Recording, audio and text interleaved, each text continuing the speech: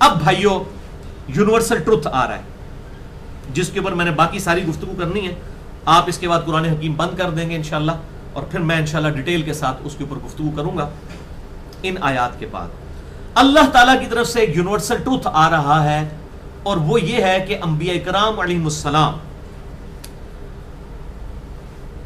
اور ان کے جو سچے فالوورز ہیں صحابہ کرام علیہم رضوان, ان کے جانے کے فوراً بعد ناخلف قسم کے جانشین انبیاء کی خانقاہوں پر بیٹھ جاتے ہیں, ان کی مسندوں پر بیٹھ جاتے ہیں, اور پھر وہ دین کا بیڑا غرق کرتے ہیں, دین کا کیا اپنا ہی بیڑا غرق کرتے ہیں. تو یہ ٹروتھ ریویل ہو رہا ہے سورہ مریم آیت نمبر 59 سے لے کر 63 تک, جس کے کانٹیکسٹ میں نے اب باقی کی گفتگو کرنی ہے. فَخَلَفَ مِن بَعْدِهِمْ خَلْفٌ, پس ان انبیاء کرام علیہم السلام جن کا ذکر خیر پہلے ہوا بائی نیم, اللہ تعالیٰ نے 7 انبیاء کا ذکر کیا, اس کے بعد 4 انبیاء کرام علیہم السلام اور ان کی اولاد کا ذکر کیا, سیدنا آدم علیہ السلام, سیدنا ابراہیم علیہ السلام, سیدنا نوح علیہ السلام اور سیدنا یعقوب علیہ السلام اور ان کی اولاد کا, اور اس سے پہلے اور پیغمبروں کا ذکر کرنے کے بعد یہ کنکلوڈ کر رہا ہے اللہ تعالیٰ کہ ان کے جانے کے بعد ناخلف لوگ ان کے جانشین بن گئے, اور ان کی نٹوریس جو کوالٹی تھی وہ کیا تھی؟ اضاعوا الصلاۃ, انہوں نے نمازوں کو ضائع کیا, واتبعوا الشہوات, اور خواہشات نفسانی کی پیروی کرنا شروع کر دی, فسوف یلقون غیا, تو ان قریب وہ اپنی نافرمانی کا عذاب چکھ لیں گے. والعیاذ باللہ تعالی. اللہم اجرنا من النار, اللہم اجرنا من النار, اللہم اجرنا من النار. اللہم من نحییتہ منا فاحیہ علی الاسلام, ومن توفیتہ منا فتوفہ علی الایمان. اب یہ دیکھ لیں نبیوں کے کنزیکٹیو بعد اللہ تعالیٰ فرما رہے ہیں جب ناخلف جانشین ہوئے ان کی نسبت ان کو کام نہیں آئی. نسبت کا فائدہ اسی وقت ہے جب کرتوت بھی ہوں گے, پھر واقعی نسبت کا فائدہ ہے. صرف نسبت کچھ کوئی چیز نہیں ہے, اور صرف اعمال بھی کوئی چیز نہیں ہے اعلیٰ درجے تک پہنچنے کے لیے. تو میں وہی بات کروں گا کہ ڈیٹم لیول کی نسبت تو ہم سب کو حاصل ہے کہ ہم اللہ کے محبوب صلی اللہ علیہ وسلم کے امتی ہیں, کاش ہم اس امتی ہونے کا حق بھی ادا کریں. آمین. الا من تابا, ہاں مگر جو کوئی توبہ کر لے, وآمنا, اور ایمان لے آئے. اچھا ایمان تو پہلے ہی لائے ہوئے ہو, اس سے مراد ہے ایمان ایسا لائے کہ ایمان لانے کا حق ادا کرے, یعنی اللہ کو بھی مانے اور اللہ کی بھی مانے, نبیوں کو بھی مانے علیہم السلام اور نبیوں کی بھی مانے. وعمل صالحا, اور صرف ماننا کافی نہیں, نیک اعمال بھی اختیار کرے. فاولئک يدخلون الجنہ, تو ایسے لوگوں کو ہم جنت میں داخل کریں گے. ولا یظلمون شیئا, اور ان پر کوئی ظلم نہیں کیا جائے گا. جنات عدن التی وعد الرحمن عبادہ بالغیب, یہ وہ جنت ہے ہمیشہ کی رہنے کی جگہ جس کا رحمان نے وعدہ کیا ہے اپنے بندوں سے غیب پہ, یعنی بن دیکھے جو ڈریں گے. دیکھ کے تو سارا نہیں مان لینا ہے. ان الذین یخشون ربهم بالغیب لہم مغفرۃ واجر کبیر, بے شک جو لوگ اپنے رب سے ڈرتے ہیں بغیر اس کے دیکھے ہوئے ان کے لیے ہے اجر کبیر. دیکھ کے مانو تو کیا مانا, قیامت والے دن تو سب مان جائیں گے. انہ کان وعدہ مأتیا, یقیناً اس کا وعدہ پورا ہو کر رہنے والا ہے. کیا وعدہ؟ کہ نافرمانوں کے لیے دوزخ اور تابع فرمان لوگوں کے لیے جنت. یہ قرآن حکیم کی جو دعوت ہے نعوذ باللہ یہ کوئی کہانیاں نہیں ہے بلکہ یہ ایک ڈیفینیٹ ٹروتھ ہے. وبالحق انزلناہ وبالحق نزل, جو سورہ بنی اسرائیل میں آیا, ہم نے اسے پرپس فل کتاب بنا کر اتارا ہے, حق والی کتاب, با مقصد کتاب, اور یہ حق کے ساتھ اتری ہے. یہ کتاب ایسی نہیں ہے کہ جس کو مان لیا اور نہ مان لیا تو برابر, یا اس پہ عمل کر لیا تو نہ کر لیا تو برابر. نہیں, اس سے تو تقدیر کا فیصلہ ہونے والا ہے. کوئی شخص اپنی تقدیر برباد کرنا چاہتا ہے یا وہ اپنی تقدیر سنوارنا چاہتا ہے. انا ہدیناہ السبیل اما شاکرا و اما کفورا, ہم نے تو ہدایت کا راستہ واضح کر دیا ہے, چاہے تو شکر گزاری کی روش اختیار کرو چاہے نہ شکری کرو. اللہ کو کوئی پرواہ نہیں ہے, واقعی اللہ کو کوئی پرواہ نہیں, لیکن تھوڑا بیڑا ڈوب جانا جے اللہ دی نہ مانی دے. اللہ کو تو ہماری نمازیں نہیں چاہیے لیکن ہمیں تو چاہیے نا بھائی. یہ اس بات کو سمجھے. اللہ اکبر. لا يسمعون فیہا لغوا الا سلاما, وہ جنت میں کوئی بھی لغو بات بھی نہیں سنیں گے, یعنی کوئی ایسی بات بھی نہیں ہوگی جس سے کوفت ہو. دنیا میں بھی اچھے سے اچھے ماحول کے اندر بعض اوقات کوئی ایسی کو بونگی چھوڑ دیتا ہے کہ بندے کا موڈ آف ہو جاتا ہے. بڑا اچھا خاصا موڈ آف ہو جاتا ہے. تو اللہ تعالیٰ ہمارے جنت بونگیاں نہیں اڑنگیاں, کوئی لغو بات نہیں ہوگی, الا سلاما, سوائے اس کے کہ سلام سلام ہوگا, جو بھی کسی کو ملے گا اس پہ سلامتی بھیجے گا. یہ ہوگا جنتیوں کا تقیہ کلام, سلاما سلاما.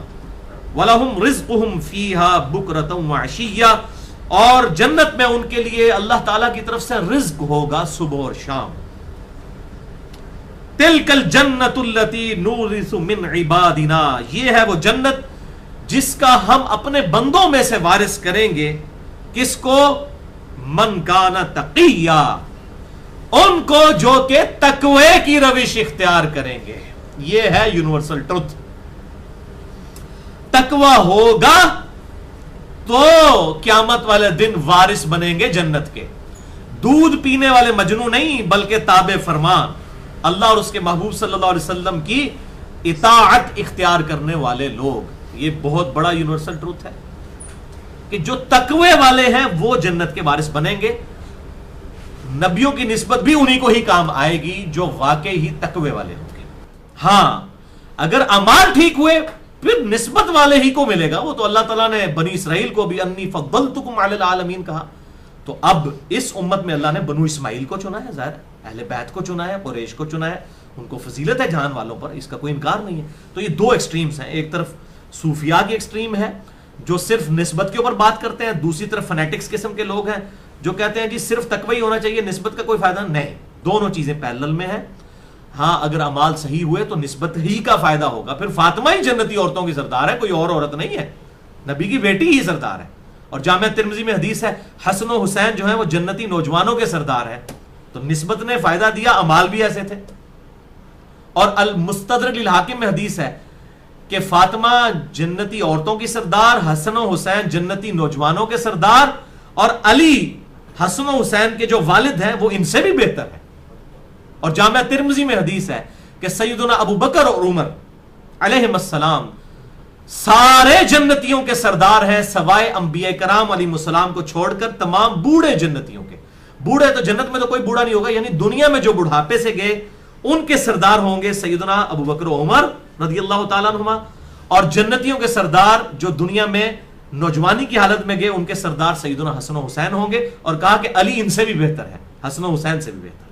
تو یہ الحمدللہ نسبت کام آئے گی اگر اعمال اچھے ہوئے انشاءاللہ. دونوں چیزیں پیرلل میں.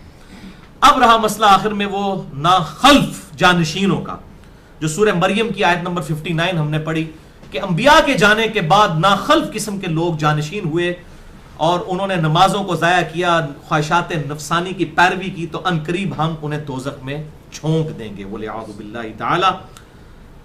تو اس امت محمدیہ صلی اللہ علیہ وسلم میں ان ناخلف جانشینوں کی نمائندہ مثال خلفائے راشدین علیہم السلام اجمعین. ان کا دور گزرنے کے بعد بنو امیہ اور بنو عباس کی جو بدماش حکومتیں, تلوار کے زور پر مسلط ہونے والی 1000 سال تک جو ملوکیت ہے, یہ ہے وہ ناخلف جانشین. خلفائے راشدین کا معاملہ الگ ہے علیہم السلام ورضی اللہ عنہم اجمعین. ان کے بعد یہ ناخلف جانشین سامنے آئے. اب اس پہ میں اگر گفتگو کروں تو ایک پنڈورا باکس کھل جائے گا دوبارہ سے.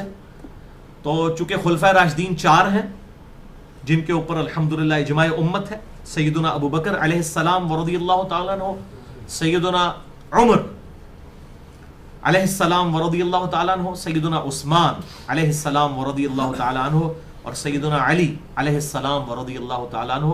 اور سیدنا حسن ابن علی وہ سیدنا علی ہی کے جانشین کے طور پر انہوں نے نہیں بنائے تھے, ان کی وفات کے بعد ان کو چنا گیا. یہ بھی جھوٹ کہا جاتا ہے کہ سیدنا علی نے بنایا تھا تاکہ یزید کو کس طریقے سے بچا لیا جائے. تو میں نے الحمدللہ وہ حدیث بھی نقل کی کہ سیدنا علی نے اپنا جانشین کسی کو نہیں بنایا, جس طرح کہ نبی صلی اللہ علیہ وسلم نے اپنا جانشین کسی کو نہیں بنایا تھا. یہ احادیث میں موجود ہے, جھوٹی تاریخ کی بات نہیں میں کر رہا.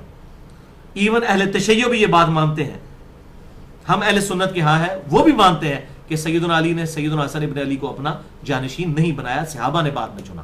تو وہ ان کے 6 مہینے جو ہے وہ اسی خلافت راشدہ میں آتے ہیں. تو یہ 4 خلفائے راشدین, حق 4 یار بھی ہم ان کو کہتے ہیں, سیدنا حسن اسی میں شامل ہو جاتے ہیں.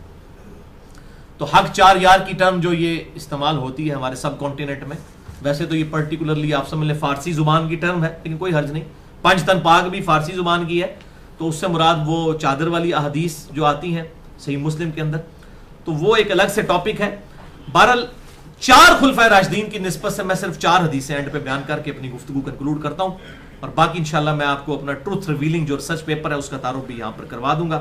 جسے شوق ہو تو پھر 150 حدیثیں ہیں وہ جس نے پڑھنی ہیں تو پھر 10 گھنٹے چاہیے اس کے لیے، لیکن یہ 4 حدیثیں 4 خلفائے راشدین کی نسبت سے میں یہاں پر بیان کر دوں. پہلی حدیث سنن ابی داؤد میں 4607، ترمذی میں 2676، ابن ماجہ میں 42 اور مشکات میں ہے 165 نمبر، کہ آپ صلی اللہ علیہ وسلم نے اپنی وفات سے کچھ عرصہ پہلے ایک خطبہ دیا. ارباز بن ساریہ رضی اللہ تعالیٰ عنہ اس کے راوی ہیں، اور وہ کہتے ہیں کہ آپ صلی اللہ علیہ وسلم ایسا واز فرما رہے تھے کہ ہر آنکھ اشک بار تھی، گویا آپ ہم سے بالکل الوداعی خطاب کر رہے ہوں. تو ہم نے کہا اللہ کے محبوب صلی اللہ علیہ وسلم، لگتا ہے کہ آپ دنیا سے رخصت ہونے والے ہیں، آپ صلی اللہ علیہ وسلم ہمیں کوئی وصیت فرما دیجئے، کوئی نصیحت فرما دیجئے. تو آپ صلی اللہ علیہ وسلم نے فرمایا کہ میں تمہیں اللہ سے ڈرتے رہنے کی وصیت کرتا ہوں اور حکمرانوں کی اطاعت کی وصیت کرتا ہوں، خواہ تم پر ایک ناک کٹا حبشی ہی کیوں نہ امیر مقرر کر دیا جائے.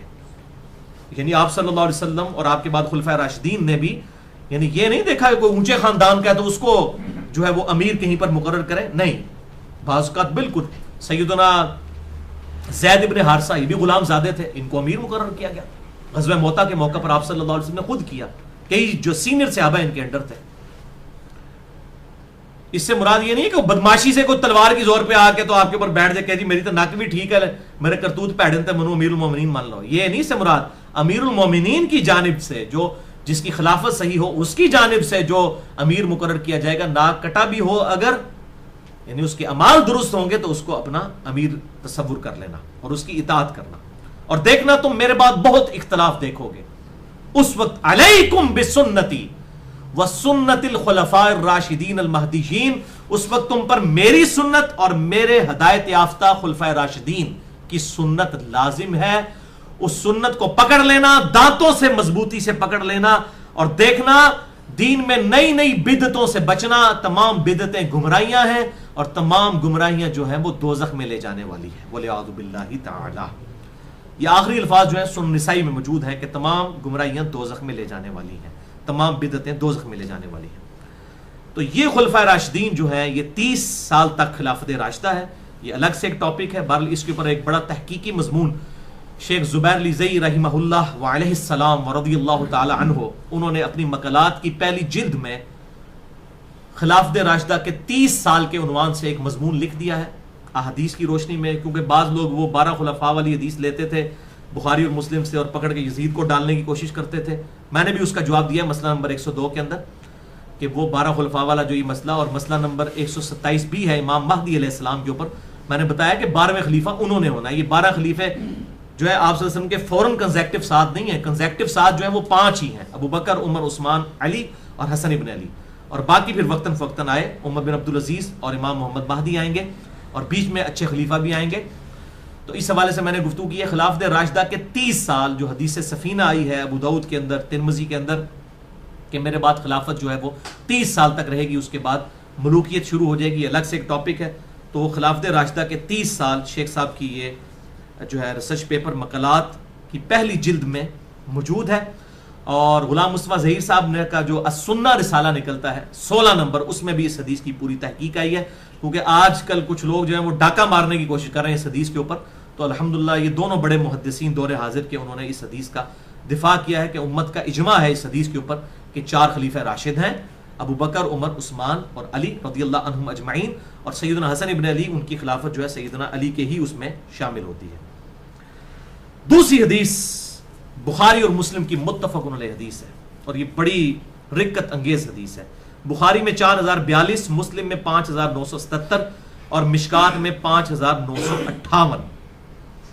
عقبہ بن عامر کہتے ہیں کہ آپ صلی اللہ علیہ وسلم نے اپنی وفات سے 1 مہینہ پہلے، یعنی حجۃ الوداع کے بھی بعد 11 ہجری میں، غزوہ احد کے شہداء پر 8 سال کے بعد قبرستان میں جا کر، غزوہ احد کے موقع پر جو قبرستان وہیں پر بنا تھا احد کی سرزمین پہ، وہاں پر جا کر 11 ہجری کے اندر کیونکہ 3 ہجری کے اندر جو ہے وہ غزوہ احد ہوئی.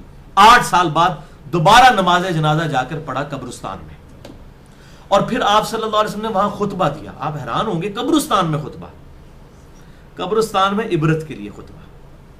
اور عقبہ بن عامر کہتے ہیں آپ اس طرح ہم سے گفتگو کر رہے تھے گویا آپ مردوں سے بھی رخصت ہو رہے ہوں, زندوں سے بھی, یعنی آپ قبروں سے بھی گویا کہ خطاب کر رہے ہیں. کیوں؟ ان قبروں میں وہ لوگ دفن تھے کہ جنہوں نے اسلام پہ جب برا وقت تھا اس وقت قربانیاں دی تھیں اور دنیا سے جا چکے تھے. اسلام کا گولڈن پیریڈ جو اسلام کا پھل لگنے والا تھا اس سے ان لوگوں نے کوئی فائدہ نہیں حاصل کیا. حمزہ ابن عبد المطلب تو شہید ہو گئے نا. کتنے بڑے بڑے صحابہ جنہوں نے قربانیاں دی وہ اسلام کے اس سخت پیریڈ میں شہید ہو گئے, انہوں نے اسلام کا گولڈن پیریڈ نہیں دیکھا. ان سے آپ صلی اللہ علیہ وسلم جو ہے وہ ان کی قبروں پہ جا کر خطاب کر رہے ہیں اور صحابہ کرام کو وہاں پر, تاکہ ان کو یاد رہے کہ کس جگہ پہ میں نے خطاب کیا ہے, ان قبروں کے اوپر. گویا آپ زندوں اور مردوں دونوں سے رخصت ہو رہے ہیں. آپ صلی اللہ علیہ وسلم نے فرمایا دیکھنا میں تمہارا پیش رو ہوں, میں آگے آگے جا رہا ہوں, تم نے میرے پیچھے آنا ہے. اللہ کی قسم میں اپنے حوض کوثر کو اس وقت بھی یہاں سے دیکھ رہا ہوں اور میرا یہ ممبر حوض کوثر کے اوپر لگا ہوا ہے. یعنی قیامت کا منظر اللہ تعالیٰ نے پہلے ہی دکھا دیا آپ صلی اللہ علیہ وسلم کو. اور پھر آپ صلی اللہ علیہ وسلم نے فرمایا مجھے اللہ تعالیٰ نے زمین کے خزانوں کی چابیاں عطا فرما دی. یہ جو پکڑ کے بریلوی جو ہیں وہ کہہ رہے ہوتے ہیں جی آپ صلی اللہ علیہ وسلم کو وہ سارے خزانوں کا مالک بنا. او خدا کے لیے زمین کے خزانے, اس سے مراد یعنی کہ دنیا میں پرشین امپائر اور رومن امپائر ان کی فتوحات ہونے والی تھیں, یعنی یہ سارے خزانے امت محمدیہ کو مل جائیں گے صلی اللہ علیہ وسلم. باقی احادیث کے اندر ان کی ڈیٹیل آتی ہے.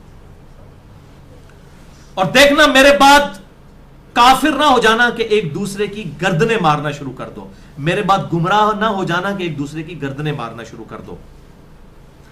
اور مجھے اپنے بعد تم سے یہ خدشہ تو نہیں کہ تم شرک کرنے لگو. یعنی صحابہ سے کیسے آپ تصور کر سکتے ہیں کہ وہ شرک کریں, لیکن مجھے تم سے یہ خطرہ ہے کہ تم دنیا کے مال میں پھنس جاؤ گے. اور غزوہ احد میں بھی یہی ہوا تھا, دنیا کی مال کی محبت ہی میں واضح فتح جو ہے شکست میں بدل گئی تھی. حالانکہ اللہ کے نبی بیچ میں موجود تھے, تب بھی اللہ تعالیٰ نے لحاظ نہیں کیا. اور آج اللہ کے نبی ہم میں موجود بھی نہیں ہے صلی اللہ علیہ وسلم, تو اللہ تبارک و تعالیٰ کیسے لحاظ کرے گا اگر اللہ کے محبوب صلی اللہ علیہ وسلم کی اطاعت اور فرما برداری تابع فرمان ہم نہیں ہوں گے؟ کیسے اللہ تعالیٰ جو ہے وہ چھوڑے گا؟ نہیں لحاظ کرے گا. بالکل یہ کلیئر کٹ ہے. اللہ تعالیٰ کے جو احکامات ہیں وہ بالکل ننگی تلوار ہیں. اللہ تعالیٰ اپنے معاملات میں کوئی لحاظ فرمانے والا نہیں. تو دنیا کی محبت کی وجہ سے, تو اسی لیے احد کے شہداء پہ آپ نے ایک خطبہ دیا تاکہ پتہ چل جائے کہ دنیا کی محبت کی وجہ سے کیا ہوا تھا, اسی میدان احد میں ہوا. اور یہ لوگ جو یہاں پہ دفن ہیں انہوں نے اسلام کا گولڈن پیریڈ نہیں دیکھا, ان کی محنتوں کے پھل تم کھانے والے ہو میرے بعد والے لوگ.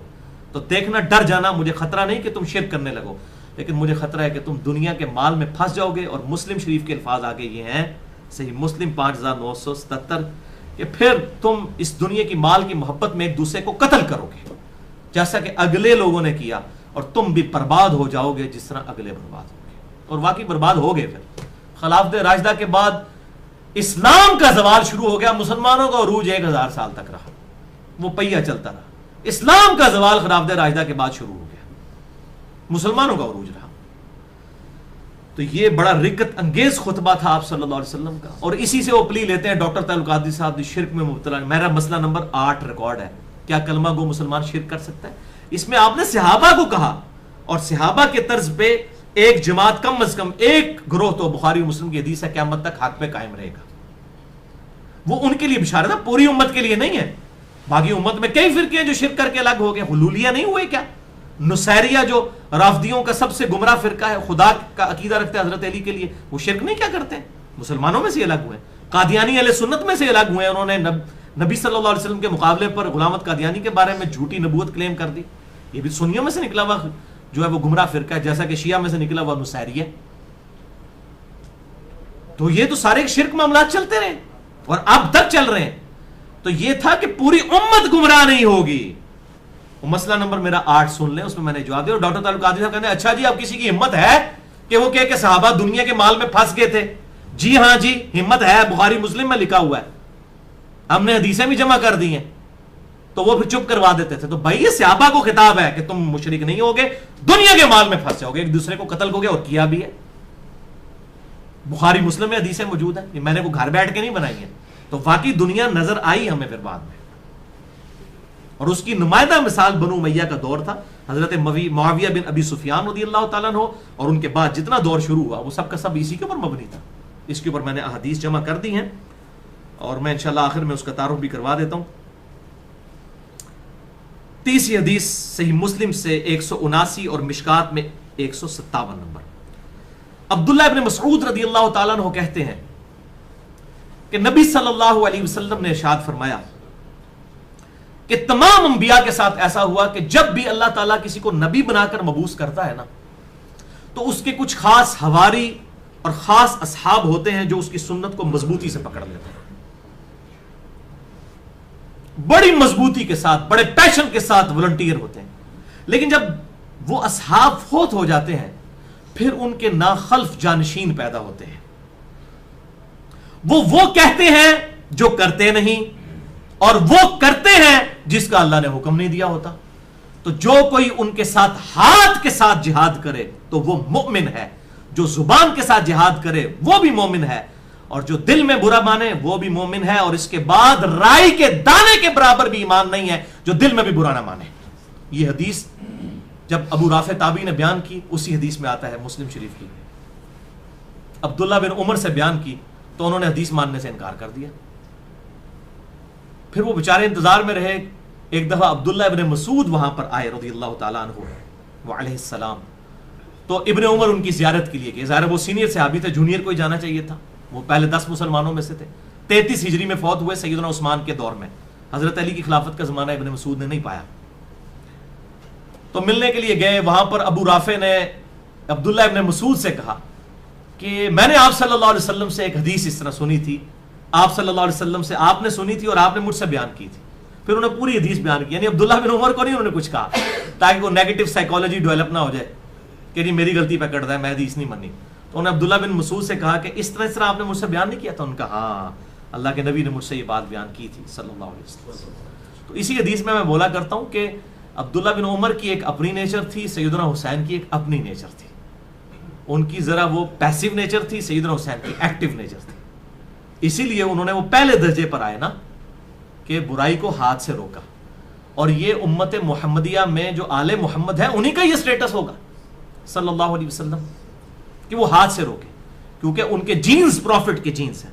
امت محمدیہ میں جو آل محمد ہے صلی اللہ علیہ وسلم اگر وہ برائی کو ایکسیپٹ کر لیں گے تو وہ تو شریعت بن جائے گی. اسی لیے سیدنا حسین کھڑے ہوئے اس وقت. قیام حسینی کی بنیاد یہ چیز تھی. چوتھی حدیث صحیح مسلم میں 177 مشکات میں 3997 کہ مروان نے عید کا جو خطبہ ہے یہ نماز سے پہلے شروع کروا دیا. یہ حضرت معاویہ رضی اللہ تعالیٰ عنہ کی طرف سے مکہ مدینے کا گورنر تھا، اور اس نے جو کچھ خباثت کی ہے اسی کی وجہ سے حضرت عثمان بھی شہید ہوئے. مروان بن حکم، اور بعض کو رضی اللہ تعالیٰ عنہ بھی کہتے ہیں، اور کرتوت تسی سن لو. مروان بن حکم صحیح مسلم 177 مشکات 3997 جب اس نے خطبہ شروع کروایا. اچھا مشکات میں آدھا حصہ ہے اس کا، پوری حدیث صحیح مسلم میں 177 نمبر موجود ہے کتاب الایمان چیپٹر میں.